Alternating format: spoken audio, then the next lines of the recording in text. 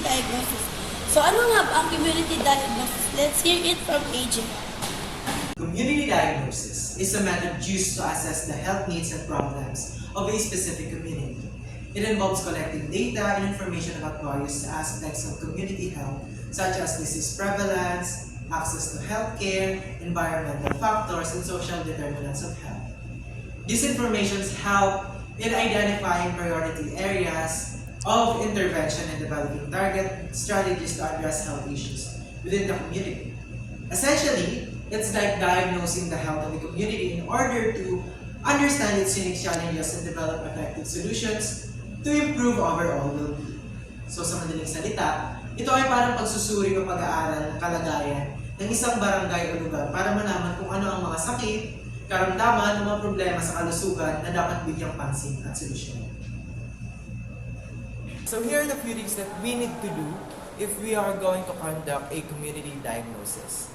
First is talking to people, asking people in the community about their health concerns through surveys or interviews. Second, looking at numbers, checking data like hospital records to see which health issues are common in this area. Third is checking the environment, seeing if there are any problems like pollution or lack of parks that could affect people's health. Fourth is thinking about society, considering things like how much money people make if they have access to good schools and healthcare. By doing these things, we can understand what health problems the community faces and figure out ways to make things better. So why it is important to conduct a community diagnosis in a community? So let's hear it from Ate Pat. Community diagnosis in the community is very important because it provides valuable insights in the health and social needs of the population.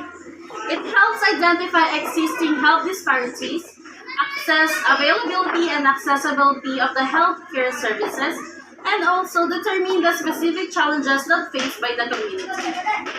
A community diagnosis allows for the development targeted interventions and policies to address these needs, ultimately leading to improved health outcomes and overall well-being within the community.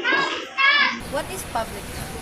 Public health is a field that focuses on improving and protecting the health of communities and population.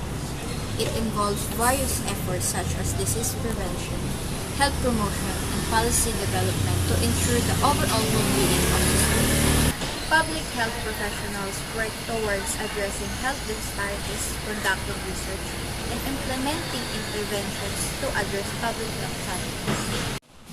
Additionally, it's the science and the art of preventing disease, promoting health, and prolonging life through the organized efforts and informed choices of society, organizations, public and private, communities, and individuals. What is the difference between clinical medicine and community medicine? Clinical medicine focuses on diagnosing and treating individual patients within healthcare settings, whereas community medicine or public health takes a population-based approach to prevent disease and promote health in communities through interventions addressing social, environmental, and behavioral factors. Community health refers to the overall well-being and health of a specific group or population within a particular geographic area. Community health involves collaboration between healthcare providers, government agencies, community organizations, and individuals to create sustainable solutions that address the unique needs and challenges of the community.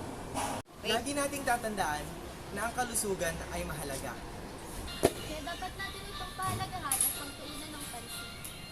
Sa pamamagitan ng community diagnosis, makikita natin kung ano man ang mga bagay na dapat solusyonan.